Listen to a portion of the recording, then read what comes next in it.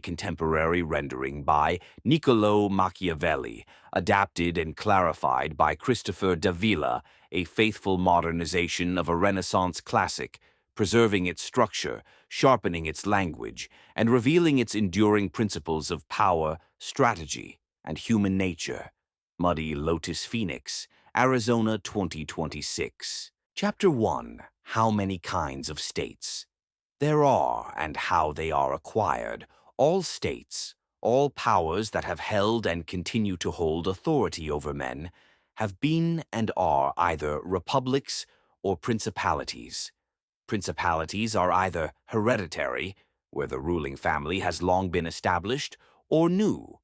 New principalities are either entirely new, as was Milan to Francesco Sforza, or they are added to an existing hereditary state, like the Kingdom of Naples was to the King of Spain. These acquired territories are either accustomed to living under a ruler, or they are used to being free. They are gained either by the arms of others or by one's own arms, and either by fortune or by ability. Chapter 2 of Hereditary Principalities. I will leave aside republics, because I have discussed them at length elsewhere. I will focus only on principalities, and in doing so I will follow the order already given, examining how they can be governed and maintained. I say then that hereditary states, those accustomed to the rule of a long-established family, are much easier to maintain than new ones. This is because it is enough not to depart from the customs of one's ancestors and to adapt to circumstances as they arise. In this way, a ruler of ordinary ability will always be able to maintain his state, unless he is deprived of it by some extraordinary and overwhelming force. And even if he loses it, he will regain it at the first opportunity that arises against the usurper. We see this in Italy in the example of the Duke of Ferrara, who withstood the attacks of the Venetians in 1484 and of Pope Julius in 1510, for no reason other than that his family had long been established in that state. For a hereditary ruler has far fewer reasons and less need to offend his subjects. Because of this, he is more likely to be loved. Unless he possesses unusual vices that make him hated, it is natural that his people will feel goodwill toward him. In long-standing and continuous rule, the memory of past changes and the causes behind them fade away. One change always leaves behind the conditions that prepare the way for another. Chapter 3 of Mixed Principalities, but the difficulty lies in new principalities.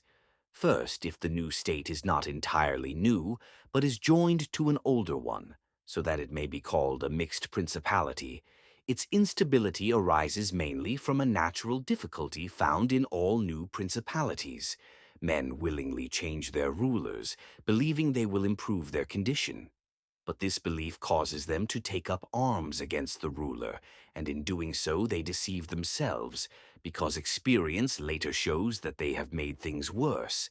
This happens because the new ruler is always forced to burden those who become his subjects, with soldiers and with many other hardships that come with new acquisitions. In this way he makes enemies of all those he has harmed in taking the state, and he cannot keep the friendship of those who helped him gain it, because he cannot satisfy them in the ways they expected. Nor can he use strong measures against them, since he depends on them. For no matter how strong one's army may be, entering a province always requires the support of its inhabitants. For these reasons, Louis the Fonged quickly occupied Milan the first time, but just as quickly lost it. To take it back the second time required the whole world to unite against him, and even then he lost it again. The causes of the first loss have already been discussed. The causes of the second are those just mentioned. Either he had to crush those who resisted him, or secure himself more effectively within the country. When a state that has been acquired is accustomed to living under its own laws and in freedom, there are three ways to hold it. The first is to destroy it, the second is to live there in person, the third is to allow it to keep its laws, while taking tribute from it and establishing a government made up of a few loyal supporters who will keep it friendly to you. Because such a government depends entirely on the ruler, it will maintain the state for him. Of these methods, the safest is to destroy the state. Anyone who becomes the ruler of a free city and does not destroy it should expect to be destroyed by it, because it will always find strength in the memory of its former freedom and its old institutions. No amount of time or benefits will ever erase that memory. No matter what is done to them, unless they are scattered or destroyed, the people will never forget their former freedom and will seize every opportunity to restore it, as Pisa did after 100 years under Florentine rule. But when states are accustomed to living under a ruler, and that ruling family is eliminated, the people, being used to obedience and lacking their former leaders, do not know how to govern themselves. Because of this, they are slow to take up arms, and a new ruler can more easily secure and control them. In republics, however, there is more life, more hatred, and a stronger desire for revenge. The memory of their former freedom does not fade and cannot be extinguished. So the safest course is either to destroy them or to live among them. Chapter 4. Why the Kingdom of Darius, conquered by Alexander, did not rebel against his successors. After his death, considering the difficulty of holding a newly acquired state, one might wonder why, after Alexander the Great conquered Asia, the kingdom did not rebel against his successors after his death, but instead remained stable. The answer lies in the different ways such states are governed. Some states are ruled by a single ruler, with all others as servants, who help govern the kingdom by his authority and favor. Others are ruled by a ruler together with nobles, who hold their positions by inheritance and not by the ruler's favor. In the first kind of state, the ruler holds complete authority, and his servants have no independent power. In the second, the nobles have their own status and influence, which the ruler cannot take away at will. Examples of the first kind include the kingdom of the Turks, governed by one ruler, with all others as his servants. The second kind is seen in the kingdom of France, where the king is surrounded by nobles who are recognized and supported by their own subjects. States of the first kind are more difficult to conquer because there are no powerful nobles to assist an outsider. But once conquered, they are easier to hold because the entire ruling structure depends on one person. States of the second kind are easier to conquer because discontented nobles can assist the invader. But they are harder to hold because those same nobles can later cause trouble. In the case of the Turks, no one could easily enter and conquer the state without first defeating the ruler's entire army. But once defeated, there was no remaining power strong enough to challenge the conqueror. In contrast, in France, one could gain entry with the support of nobles who were dissatisfied. But after conquest, those same nobles would remain a threat because they retained their power and influence.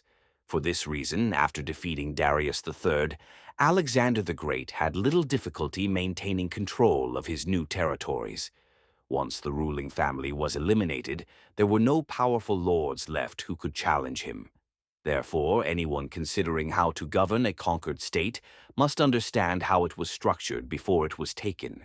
Chapter 5. How to govern cities or states that lived under their own laws. Before being conquered, when states that have been accustomed to living under their own laws and in freedom are conquered, there are three ways to hold them. The first is to destroy them. The second is to go and live there in person. The third is to allow them to keep their laws, while taking tribute and establishing a small ruling group that will keep them loyal to you.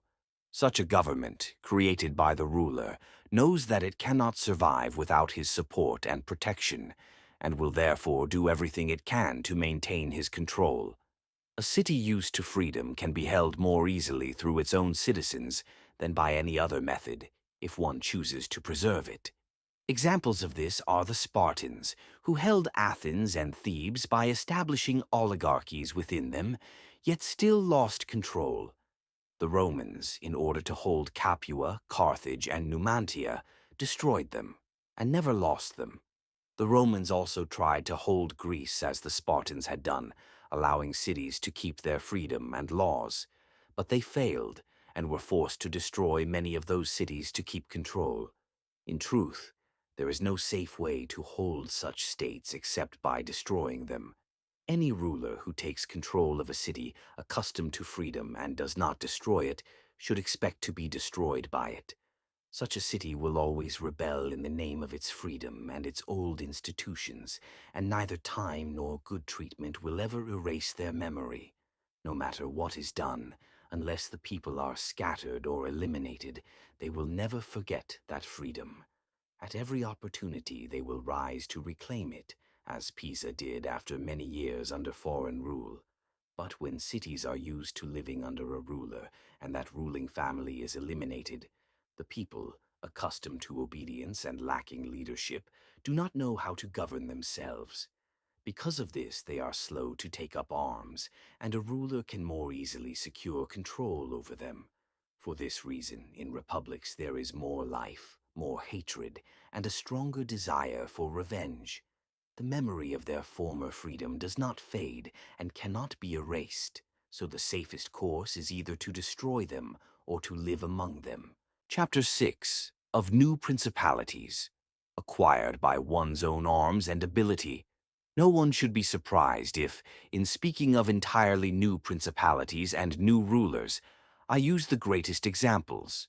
For since men generally follow the paths of others and act by imitation, even if they cannot fully match those they imitate, they should still follow the path of great men, so that if they do not reach their level, they at least come closer to it. Wise men have always done this. They have chosen to imitate those who have been most excellent, so that even if their ability does not equal theirs, it may still reflect something of it. Like an archer who aims higher than the target, not to reach that height, but to better hit the mark. I say, then, that in entirely new principalities, where there is a new ruler, the difficulty of maintaining power depends on the ability of the one who acquires it.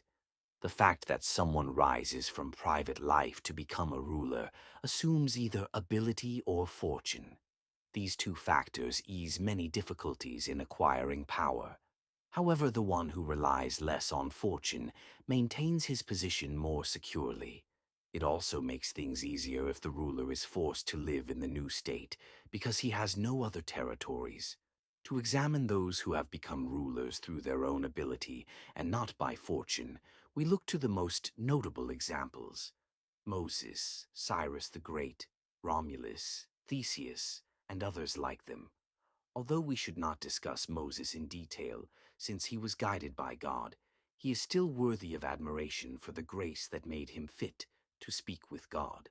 But looking at the others, Cyrus the Great, Romulus, and Theseus, we see that they depended very little on fortune. What they had was opportunity, which gave them the material they needed to shape things as they wished. Without that opportunity, their ability would have been wasted. Without their ability, the opportunity would have meant nothing. It was necessary for Moses to find the people of Israel enslaved in Egypt, so that they would be willing to follow him to escape their condition. It was necessary for Romulus not to remain in Alba, and to be abandoned at birth, so that he would become king of Rome. It was necessary for Cyrus the Great to find the Persians dissatisfied with the rule of the Medes, and for the Medes to be weakened and unprepared for war. And Theseus could not have shown his ability if the Athenians had not been scattered. These opportunities made these men successful, and their great ability allowed them to recognize and act on those opportunities, bringing honor and prosperity to their countries. Those who, like them, become rulers through their own ability, acquire power with difficulty, but maintain it with ease. The difficulties they face arise partly from the new laws and institutions they must introduce to establish their rule and secure their state. It must be understood that nothing is more difficult to carry out, more uncertain in its success, or more dangerous to manage than the introduction of a new order of things. The one who introduces it makes enemies of all who benefited from the old system, and gains only weak support from those who might benefit from the new. This weak support comes partly from fear of their opponents, who still have the laws on their side, and partly from the natural reluctance of men to believe in anything new until they have experienced it themselves. Because of this, whenever those who oppose change have the opportunity to attack, they do so with determination, while those who support it defend it weakly. As a result, the reformer is in great danger. Therefore, if someone wants to examine this closely, they must consider whether these innovators can rely on their own strength, or if they depend on others. In other words, whether they must persuade or can use force. In the first case, they always fail and accomplish nothing. But when they can rely on their own strength and use force, they rarely fail. This is why all armed prophets have succeeded and all unarmed prophets have failed. Because, beyond what has already been said, people are by nature unstable. They are quick to believe, but just as quick to stop believing. So it is necessary to be prepared to force them to believe when they no longer do. Moses, Cyrus the Great, Theseus, and Romulus could not have maintained their laws for long if they had been unarmed, as happened in our time to Girolamo Savonarola, who failed when the people stopped believing in him, and he had no means to make them believe again. Chapter 7 of New Principalities. Acquired by the arms and fortune of others, those who become rulers by fortune alone, from private citizens, rise with little effort but maintain their position with great difficulty. They face no obstacles on the way up because they are carried there. But once established, they encounter many challenges. Such are those who are granted a state, either through money or through the favor of someone who bestows it on them. Like many in Greece, in the cities of Ionia and the Hellespont, who were made rulers by Darius I, so that they would hold those regions for his security and glory, or the Roman emperors who rose from private life by corrupting the soldiers. These rulers depend entirely on the will and fortune of those who granted them power, two things that are extremely unstable. They do not know how to rule, and they lack the strength to maintain their position. They do not know how to rule because, unless they are men of great ability, it is unreasonable to expect that someone who has always lived as a private citizen would suddenly know how to govern. They lack strength because they do not have loyal forces they can rely on. Furthermore, states that appear suddenly, like all things in nature that grow quickly, cannot develop strong roots. Because of this, they are easily destroyed when adversity arises, unless the one who has gained power can quickly learn how to secure it. To better understand this, we can look at the example of Cesare Borgia, commonly known as Duke Valentino. He acquired his state through the fortune of his father, Pope Alexander VI, and lost it when that fortune failed, despite taking every possible step that a wise and capable man could take to secure himself. For, as mentioned before, anyone who does not lay their foundations in advance can do so later with great effort, though it may bring trouble to the builder and danger to the structure. If we consider all the actions of the Duke, we see that he built strong foundations for his future power. It is useful to examine these because I do not know what better advice I could give a new ruler than to follow his example. If his efforts did not succeed, it was not his fault, but the result of extraordinary and extreme misfortune. In seeking to expand his power, the Duke faced many obstacles. First, he could not take control of any territory that was not already under the authority of the Church. And even if he did, he knew that neither the Duke of Milan nor the Venetians would agree to it, since places like Faenza and Rimini were already under their protection. He also saw that the Italian armies, especially those he might rely on, were unreliable, particularly those controlled by the Orsini and Colonna families, whom he had reason to distrust. Therefore, he needed to disrupt these alliances and weaken their influence.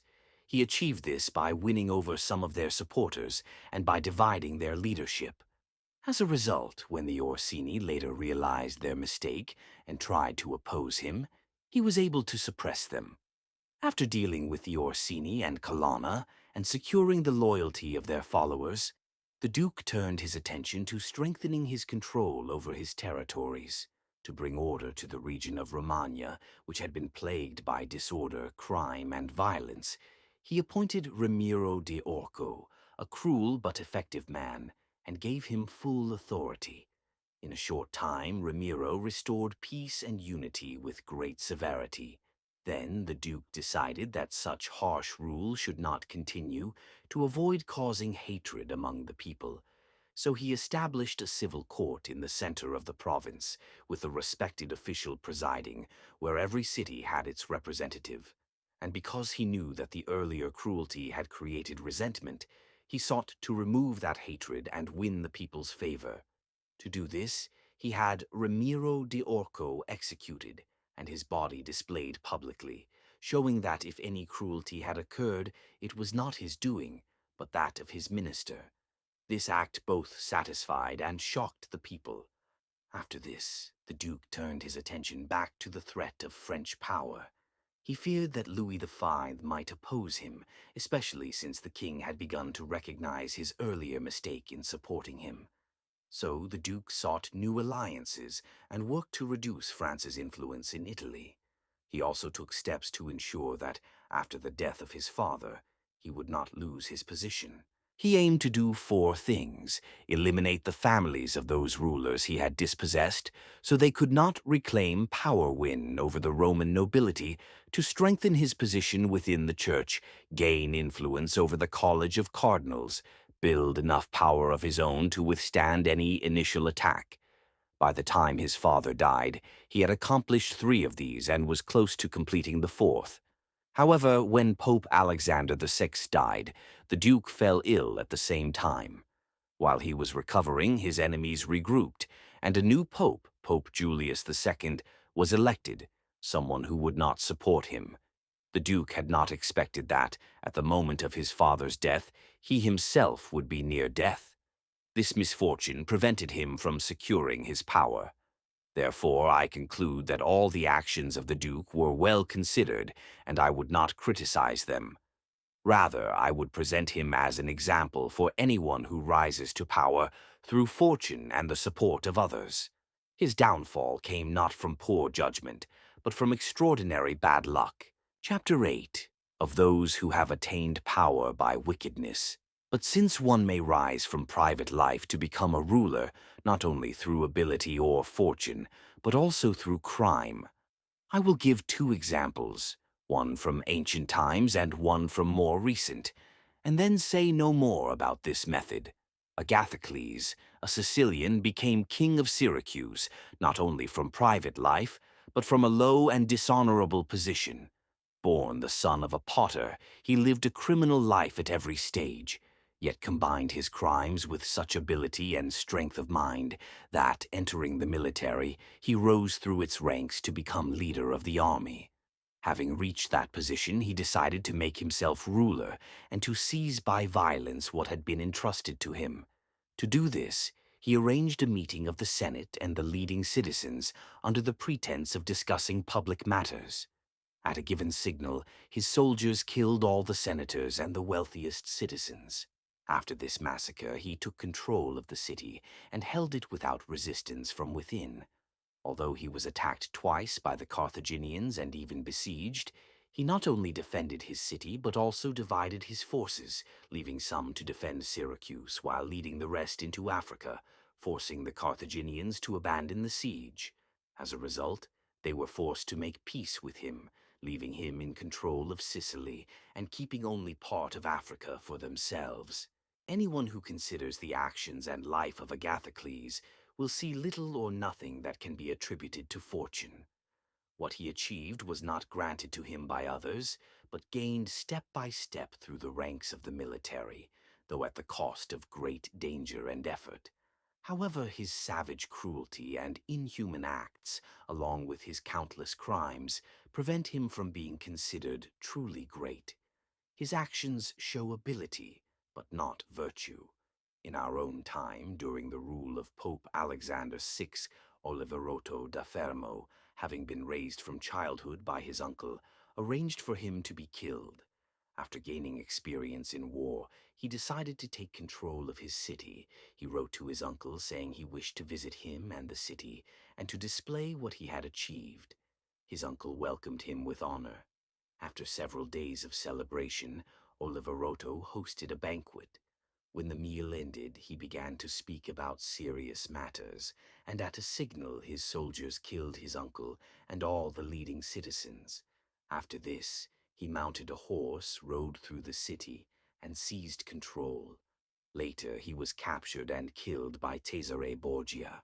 From these examples, it may be asked whether those who gain power through cruelty can maintain it. I say that cruelty, if used well, can be justified, if it must be called good at all, when it is used once out of necessity for securing power, and then not continued, but turned toward the benefit of the people. Cruelty used badly is that which, though small at first, increases over time rather than decreasing. Those who follow the first method may find stability, as Agathocles did. Those who follow the second cannot possibly survive. Therefore, anyone who takes control of a state should consider all necessary acts of cruelty at once, so that they do not have to repeat them daily. By doing so, they can reassure the people and win them over through benefits. Whoever acts otherwise, whether out of fear or poor judgment, is always forced to keep a weapon in hand, and can never rely on his subjects, because they cannot feel secure under constant harm.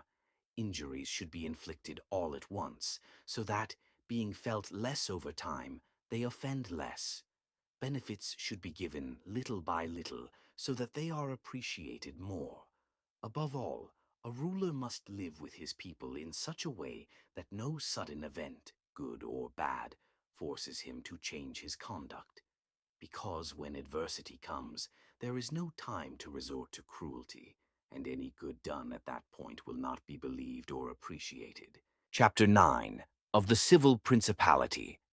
Civil principality is one in which a private citizen becomes prince, not through arms or fortune, but with the favor of fellow citizens or the nobility. There are two ways a man may rise to such a position: by the favor of the people who support him against their ruler, by the favor of the elites or great men who elevate him for their own purposes. Each path comes with its own difficulties when the people support the prince. Those who rise with the support of the people may face opposition from the elite, who naturally resent being displaced or subordinated. Yet, because the people are numerous and their resentment dispersed, a prince supported by them can establish a strong base, provided he does not betray their trust.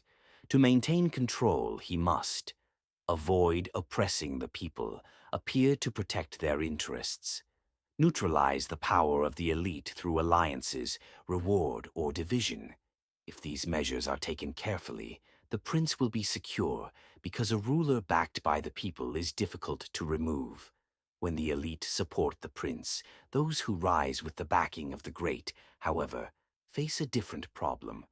The people may accept him reluctantly, but the elites, who placed him in power, will always expect loyalty and favors in return. If the prince fails to satisfy their expectations, he risks being overthrown. Even if he succeeds in pleasing them, the people remain indifferent, and any discontent among the masses can be stirred by rival elites. The balance of support in civil principalities. The key lies in knowing whose favor is essential and maintaining the right balance between them. Neglect the people, and the great will betray you. Neglect the great, and the people may rebel. The safest route is to secure the support of the people first. Once the population is loyal, the great cannot act against you without risking widespread resistance. Tight read. The principle here is straightforward.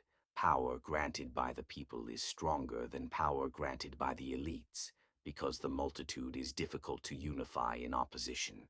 Power granted by the elites is fragile, unless the prince can secure the people as well. Civil principalities are subtle. They require patience, intelligence, and careful management of alliances. Unlike states seized by force, they demand negotiation, persuasion, and perception. Chapter 10 of ecclesiastical principalities. Ecclesiastical principalities are those ruled by religious authority, like the church. They are unique because they are easier to maintain than any other type of state. Their strength comes not from armies or cunning, but from faith and long-established tradition. The people obey such rulers out of reverence, not just fear or law. This obedience is automatic, grounded in centuries of custom, rituals, and the authority of religion itself. A prince ruling an ecclesiastical state does not need to expend the same effort required in new or civil principalities. There is little need for force, negotiation, or manipulation. The institutions and beliefs of the people do the work for him. The only threat is internal corruption or moral failure. As long as the prince preserves the appearance of piety and the church's authority remains intact, the principality is secure. In summary, ecclesiastical principalities are naturally stable. Their foundation is belief, not force, and they are almost impossible to overthrow. Chapter 11. Of Principalities.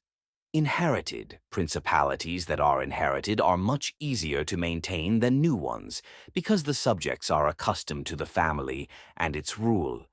They have long-standing loyalties, traditions, and laws in place, and the prince's authority is accepted almost by default. A new prince who inherits such a state faces few challenges unless he upsets the established order.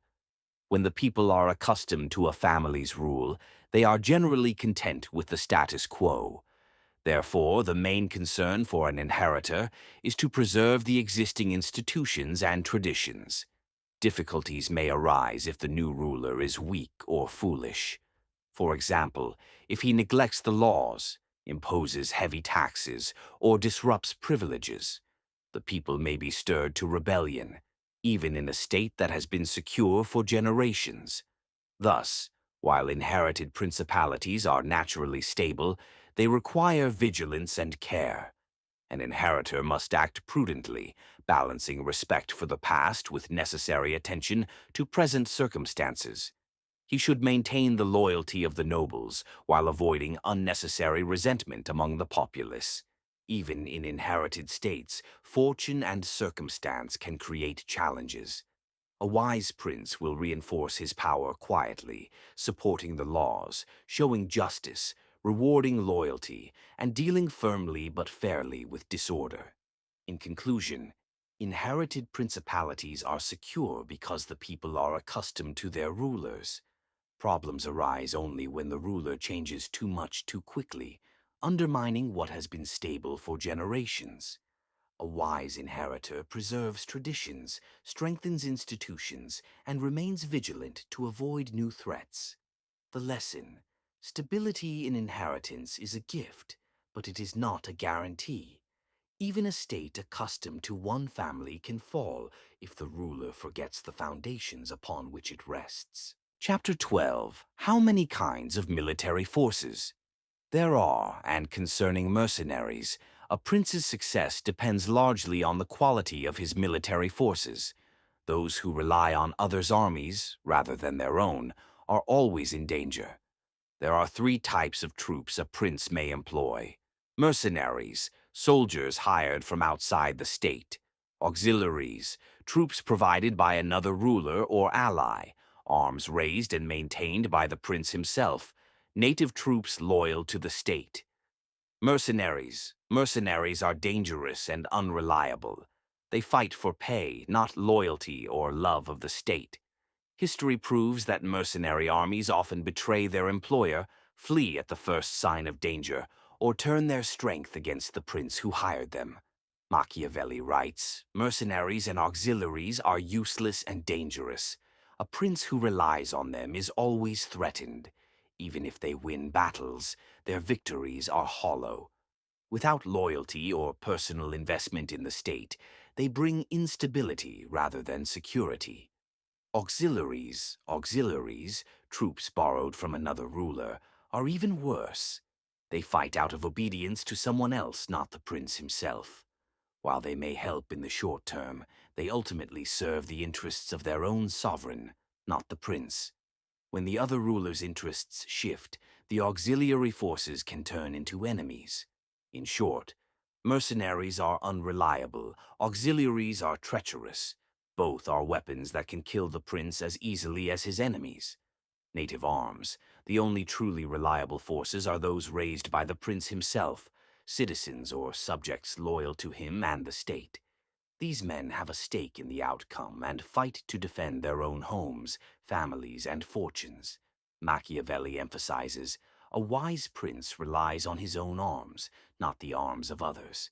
He ensures his security by cultivating loyalty and self-sufficiency in defense. Tight read. A ruler's strength rests on his own forces, not on hired soldiers or allies. Mercenaries and auxiliaries are the surest path to ruin. Native troops make victory and stability possible because loyalty is rooted in interest and survival. Chapter 13, concerning things for which men, and especially princes, are praised or blamed. Prince is praised or blamed not for his intentions, but for the results of his actions. The people judge him by what they see, not by what they think or what he secretly means. Therefore, a prince must learn how to act against virtue when necessary, while preserving the appearance of virtue. The role of cruelty. A prince may be forced to commit acts of cruelty to maintain order. Such acts, if well used, will secure the state and prevent greater disorder. Machiavelli writes, cruelty, if necessary, should be applied all at once, so that it does not become a constant burden on the people. Afterward, the prince can win loyalty by acts of generosity and protection. The careful use of cruelty earns stability and obedience. Cruelty applied poorly or unnecessarily breeds hatred and rebellion. The role of generosity. Generosity is praised, but it must be managed wisely. Excessive generosity can deplete the treasury, forcing the prince to impose heavy taxes or confiscate property later. Actions that cause resentment. A prince should appear generous, but in practice be prudent and strategic, giving in ways that inspire loyalty without weakening the state. The role of faith and deception. A prince is often required to break promises if keeping them endangers the state. The people judge the prince not by his intentions, but by the results of his actions. If deception is necessary to protect the principality, it is justified, provided the prince maintains the appearance of honesty. Machiavelli writes, a prince must know how to be both a lion and a fox, strong to defend himself and cunning to recognize traps. In other words, a ruler must combine strength with shrewdness, virtue with pragmatism, balancing virtue and necessity. The key lesson of this chapter is that practical success outweighs strict morality. A prince who clings rigidly to virtue without regard for circumstances risks losing power. The wise prince uses cruelty only when necessary, swiftly and decisively, appears generous without endangering the state, keeps promises when possible, but breaks them when required for survival, balances the appearance of virtue with the pragmatics of ruling. Chapter 14. Whether it is better to be loved or feared. Prince must consider whether it is better to be loved or feared, and Machiavelli is clear. Ideally, both. But if one must choose, fear is safer than love. Love is fragile because it depends on the people's affection, which can waver. Fear, however, rests on the prince's power and the certainty of punishment, and is therefore more reliable for maintaining control. On being loved is pleasant and brings loyalty, but loyalty based on affection is weak. People will abandon the prince when self-interest or danger outweighs their feelings. Love alone cannot secure obedience, because it depends on the changing whims of human desire. On being feared, fear, carefully applied, ensures compliance.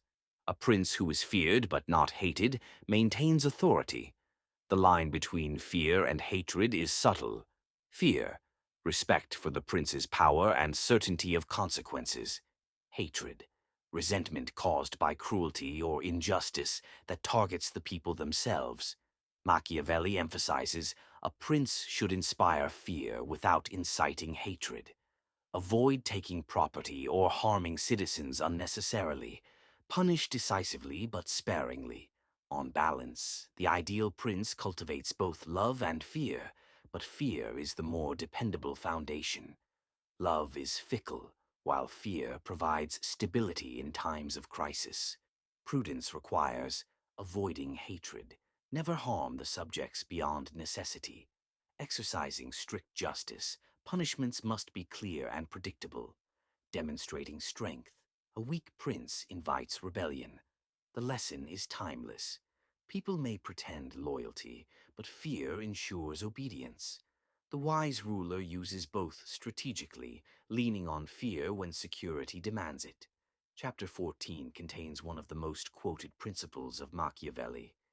It is safer to be feared than loved if one cannot be both.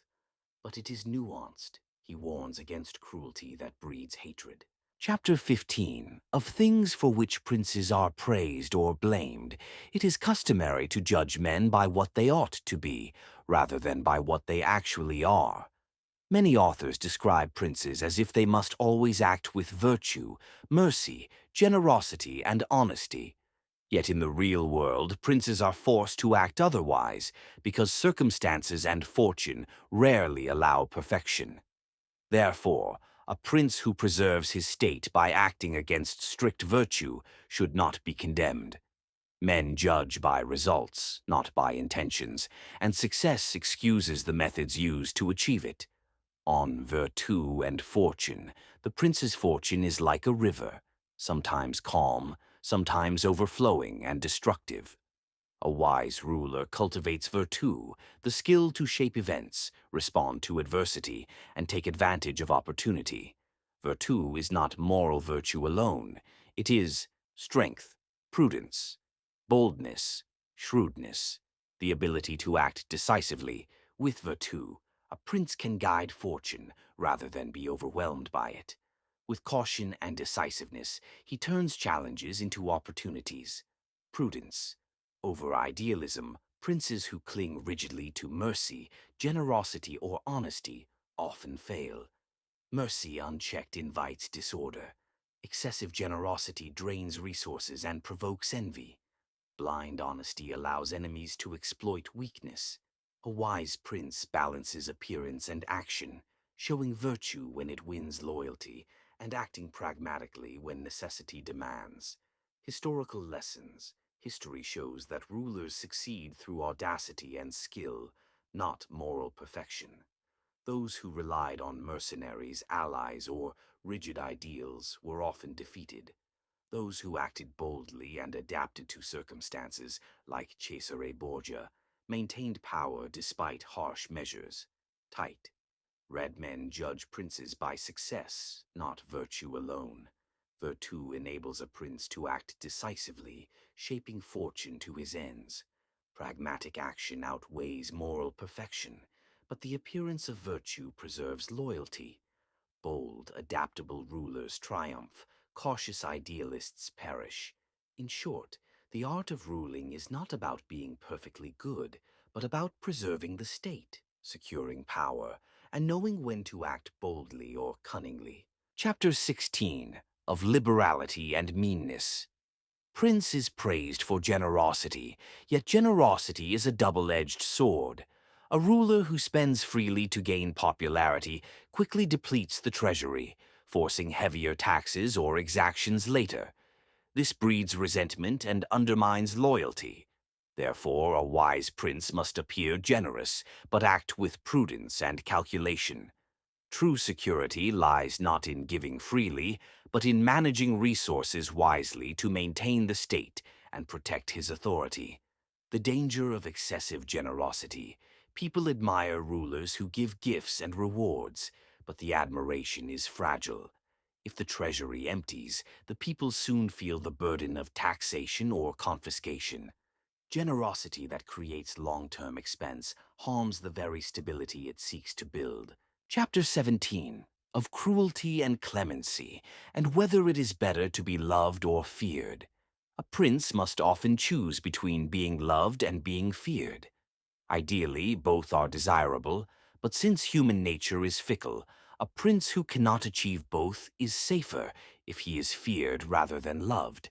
Love is fragile because it relies on people's affection, which can waver. Fear, however, rests on the prince's power and the certainty of punishment, and is therefore a stronger guarantee of loyalty. On cruelty, when necessary, is not inherently bad. A prince may need to act decisively and harshly to preserve the state. However, cruelty should be strategic and measured. Apply it all at once to prevent a constant climate of fear and hatred. Avoid cruelty directed at the people unnecessarily. Target enemies and threats instead. Follow harsh actions with beneficial acts, such as restoring order or rewarding loyalty. Machiavelli writes, "Cruelty well used is justified if it strengthens the state. Cruelty poorly used destroys both the prince and the principality." On love and fear, a prince must understand human nature. People are generally self-interested. They may love a ruler while conditions are favorable, but fear is more reliable because it discourages rebellion and ensures obedience even when self-interest conflicts with loyalty. Fear must not become hatred. Hatred arises when a prince harms the people or their property unnecessarily. Fear combined with respect and justice maintains stability and obedience. Balancing the two, the wisest princes. Cultivate love through fairness, justice, and protection. Maintain fear through strength, decisiveness, and the certainty of punishment. Avoid actions that provoke hatred, such as seizing property or harming innocents without reason. The principle is clear. A ruler who can be both loved and feared is ideal, but fear alone is safer than love alone. Chapter 18, concerning the way in which princes should keep faith. A prince is often praised for honesty, loyalty, and keeping his word. Yet history shows that rulers who rely solely on promises and moral virtue are often undone.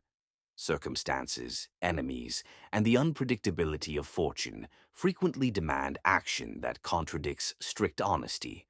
Therefore, a wise prince must know how to act against faith when necessary, while maintaining the appearance of loyalty and virtue. People judge by what they see, not by intentions alone. On being both a lion and a fox, Machiavelli famously advises that a prince must be both a lion and a fox, the lion to frighten enemies and protect the state with strength, the fox to recognize traps, deception, and cunning schemes. A ruler who relies solely on force will be fooled by cunning opponents, while one who relies solely on cleverness will lack the strength to defend himself. Both qualities are required for survival and success. On breaking promises, a prince may need to break promises if keeping them would endanger the state. This is not dishonesty for its own sake, but pragmatic action to preserve power. The key is maintaining the appearance of honesty, so that subjects and allies do not distrust the ruler unnecessarily. Keep promises when possible. Break them when necessary, but do so strategically. Always preserve the reputation of loyalty, even when acting pragmatically behind the scenes. Historical lessons: rulers who failed to balance strength with cunning were overthrown or betrayed.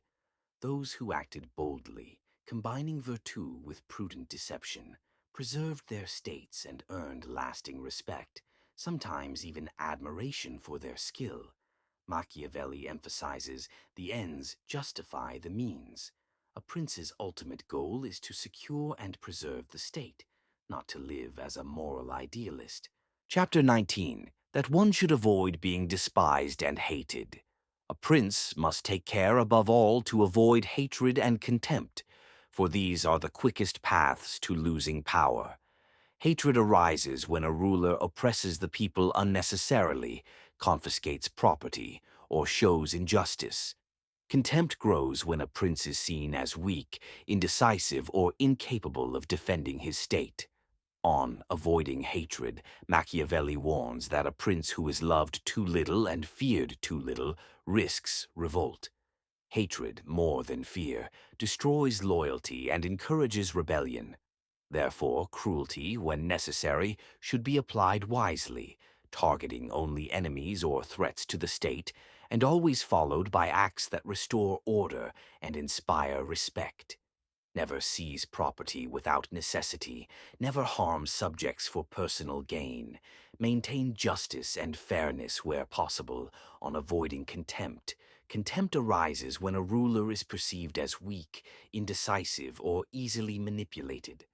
A prince must project strength and decisiveness, confidence in judgment, control over both the state and his allies, even in times of adversity. Appearing capable deters enemies and inspires loyalty.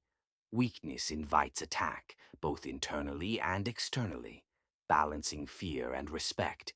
The ideal balance is inspire fear to secure obedience, avoid hatred by limiting cruelty to necessity, earn respect through prudent action and protection of the state.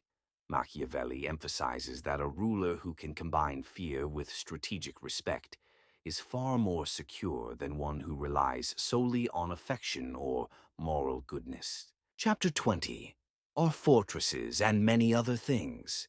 Princes build, useful or not. Princes often try to protect themselves with fortresses, walls, and other defenses, believing that these physical protections will secure their rule. Yet Machiavelli warns that fortifications alone do not guarantee safety. The security of a prince comes primarily from the loyalty of the people and the skill of his own forces, not from stone or steel.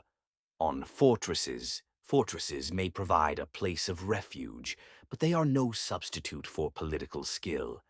A city defended by walls may still fall if the people are hostile, allies are unreliable. The ruler lacks military capability.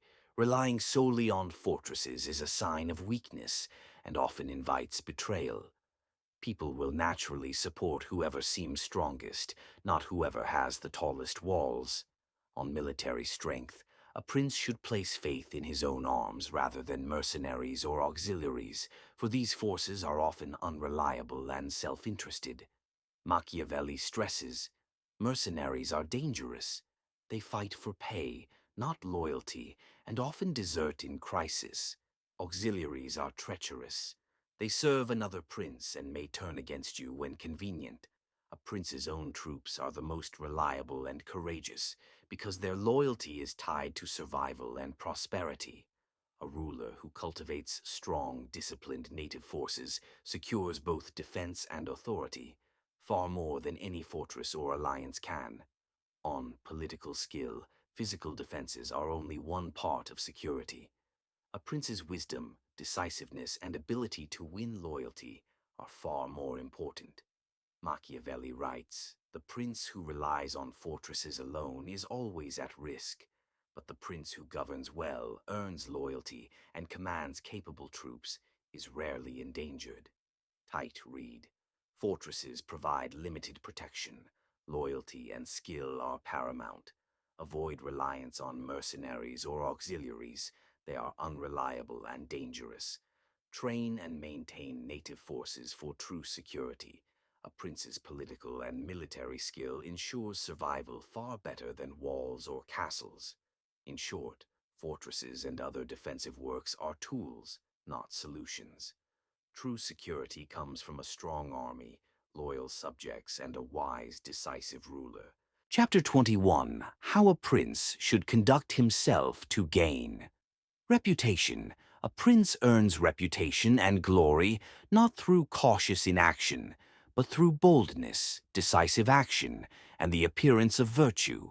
People admire those who achieve great things, even if their methods are ruthless or unconventional. On boldness, fortune favors the bold and audacious, not the timid. A prince who hesitates or overthinks is vulnerable to rivals and unpredictable events. Machiavelli emphasizes, bold action inspires respect and loyalty. Hesitation invites disorder and opportunism. Calculated risks can secure lasting fame and authority. On appearances, a ruler must appear virtuous even when taking actions that require pragmatism over morality. The people judge by perception. Generosity, mercy, honesty, and piety should be projected, even if pragmatism sometimes dictates otherwise. Bold deeds that benefit the state enhance reputation, even if the methods are harsh. A prince's image is as important as his actions. Appearances shape loyalty. On cleverness and cunning to gain glory, a prince must also be clever and strategic, like a fox. Boldness alone is not enough. The ruler must recognize traps and deception, exploit opportunities quickly, combine courage with calculation. A prince who is both bold and shrewd earns the admiration of allies and the fear of enemies. Tight, red reputation is earned through decisive and audacious action. Boldness inspires loyalty and deters rivals. Appear virtuous even when pragmatism requires otherwise. Combine courage with cunning to achieve lasting authority. In short, a prince gains glory by being bold, perceptive, and strategic, ensuring that both his deeds and his image command respect and loyalty. Chapter 22 of the Secretaries of Princes. Wise prince is judged not only by his own actions, but also by the people he chooses to serve him closely, especially his secretaries, advisors, and ministers. The character and skill of these men reflect on the prince and can make or break his rule. On choosing ministers, ministers are the eyes and ears of the prince. If they are competent and loyal, they extend the ruler's power. If they are incompetent or self-serving, they can undermine authority and spread corruption. Therefore, a prince must select ministers with care, considering talent and intelligence. They must be able to handle the duties assigned. Loyalty. They must prioritize the prince's interest over their own. Discretion. They must act without causing unnecessary resentment or scandal. Machiavelli warns that the prince who surrounds himself with flatterers or fools risks losing control over his state. On ministerial reputation, a prince should avoid having advisors more powerful or ambitious than himself, because this invites envy and rebellion. Ministers should be skilled, but never overshadow the prince, who must remain the ultimate authority. At the same time, the ruler should show confidence and reward competence, so that advisors act diligently and remain loyal. Praise and accountability must be balanced. On the impact of ministers on governance, the quality of ministers directly influences the reputation, effectiveness, and stability of the prince. People judge the ruler not only by his deeds, but by the order and competence of his administration. A state run by competent and loyal ministers reflects well on the prince. One run by corrupt or ambitious ministers invites disorder and criticism. Tight read. A prince's power is reflected in the quality of his ministers. Choose loyal, talented, and discreet advisors. Ensure ministers do not overshadow the prince. Reward competence and enforce accountability. In short, wise princes surround themselves with capable and loyal men, knowing that the state's stability, their reputation, and their survival depend on those who serve closest to them. Chapter 23: How Flatterers Should Be Avoided. Prince must beware of flatterers, for they are the enemy of wise judgment. Flatterers seek personal gain, not the good of the state, and their praise can blind a ruler to danger. On the nature of flattery, flattery is insidious because it often appears as counsel. Flatterers praise everything the prince does, even when the actions are foolish or harmful. Machiavelli emphasizes, flatterers speak to please, not to inform. They exaggerate the prince's virtues and downplay risks. They encourage laziness, vanity, and poor decision-making. A prince who relies on flattery loses touch with reality and exposes himself to failure. On avoiding flatterers, the wise prince selects advisors who speak truthfully, even when the truth is uncomfortable. This does not mean surrounding oneself with critics alone, but balancing honesty with loyalty. Key strategies include: encourage advisors to speak freely without fear of punishment, test loyalty through small trials of counsel, recognize the difference between constructive critique and deceitful praise. On reputation and decision-making, a ruler who avoids flatterers ensures that decisions are grounded in reality, not illusions of greatness. The state is managed effectively with competent ministers. Reputation is earned through wise action, not illusion. Machiavelli writes, "The prince who listens only to praise will soon find himself abandoned in adversity. Only those who combine loyalty with honesty are fit to advise." Tight read. Flatterers are dangerous. They blind the prince to reality. Encourage honest counsel, even if it offends vanity. Test loyalty and discern intentions. Wise action and sound judgment protect both the ruler and the state. In short, the prince must discern truth from flattery, valuing advisers who challenge him with honesty over those who please him with lies. Chapter 24. Why the Princes of Italy Have Lost Their States. The princes of Italy who have lost their states should not blame fortune alone for their downfall. Rather, their losses are the result of their own failures, especially their lack of foresight, preparation, and strength. In times of peace, they gave little thought to the possibility of future trouble. They did not prepare for adversity, believing that their position was secure. But when difficulties arose, they found themselves unready and unable to respond. On weak foundations, these rulers failed to establish strong foundations for their power. They relied too heavily on fortune and favorable circumstances, the support of others, rather than their own strength. Weak or unreliable military forces, when adversity came, these foundations collapsed, and with them, the state. On lack of military strength, one of the greatest failures was the reliance on mercenaries and auxiliaries rather than maintaining strong native forces. Without loyal and capable troops, the princes could neither defend their states nor maintain authority. A prince who does not control his own arms is always at risk because his power depends on others. On failure to adapt, these rulers also lacked the ability to adapt to changing circumstances. They did not act decisively when conditions shifted, nor did they recognize threats in time to prevent them. Machiavelli emphasizes that success requires foresight in times of peace, preparation for adversity, the ability to act quickly and decisively when conditions change. Tight. Read, princes lose their states through their own failures, not fortune alone. Weak foundations and reliance on others lead to collapse. Strong, loyal forces are essential for survival. Foresight and adaptability are the keys to maintaining power. In short, the downfall of rulers comes from neglect, complacency, and dependence, not from fate. A wise prince prepares in advance and builds power on his own strength.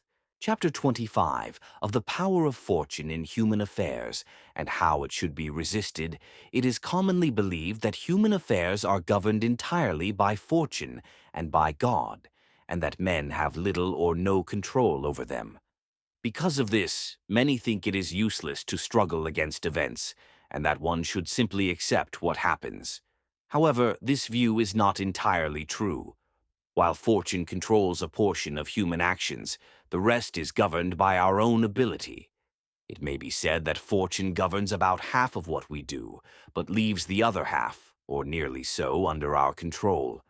On the nature of fortune, fortune is like a river that, when calm, flows within its banks, but when it floods, overflows and destroys everything in its path. When this happens, people can only flee, unable to resist its force. Yet when the river is calm, men can prepare by building dikes and barriers so that when it rises again, its force is controlled or redirected. So it is with fortune. It shows its power where there is no preparation to resist it, and directs its force where no defenses have been made. On boldness and adaptation, fortune favors those who act with boldness and decisiveness. A prince who adapts his conduct to the times will succeed, while one who remains fixed in his ways will fail when circumstances change. Men prosper when their actions align with the nature of the times, and fail when they do not. Some succeed through caution, others through boldness. But the key is knowing which approach fits the moment. Those who cannot change their nature when the times change are ruined. On control and limits. Although fortune has great power, it does not control everything. A wise prince does not rely on luck alone, but prepares, adapts, and acts with strength. Machiavelli concludes that fortune favors the bold. Those who act decisively are more likely to shape events, while those who hesitate are overcome by them. Tight read. Fortune controls part of life, but not all of it. Preparation and foresight limit the damage of bad fortune. Success depends on adapting to changing circumstances. Boldness often succeeds where caution fails.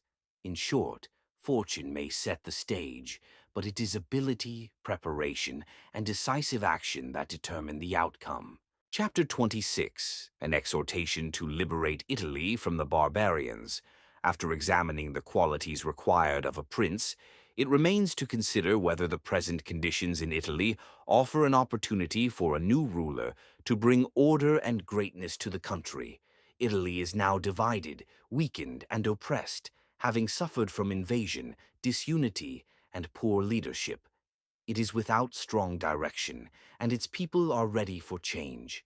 Because of this, there is no better moment for a capable leader to rise and restore strength, unity, and honor to the land. On opportunity, Machiavelli argues that great leaders succeed when opportunity and ability come together. Just as Moses found his people enslaved, and Cyrus the Great found his people oppressed, so too does Italy now present the conditions for renewal. The country is ready. What is needed is a prince with the strength and vision to act. On the need for action, Italy's condition demands decisive leadership. A ruler must unite the divided states, drive out foreign powers, restore order and stability, inspire the people with purpose and direction. This is not a task for a weak or hesitant ruler. It requires boldness, skill, and determination. On national renewal, Machiavelli appeals to the pride and spirit of the people, urging a prince to take up the cause of liberation. The people are ready to follow someone who can deliver them from chaos and foreign domination. Such an achievement would bring not only power, but lasting glory and honor. Tight read. Italy is divided and weakened, ready for change. Opportunity exists for a strong leader to unify and restore it. Success requires ability, boldness, and decisive action. Liberation brings both power and lasting glory. In short, the moment is prepared. The only question is whether a prince will rise to meet it.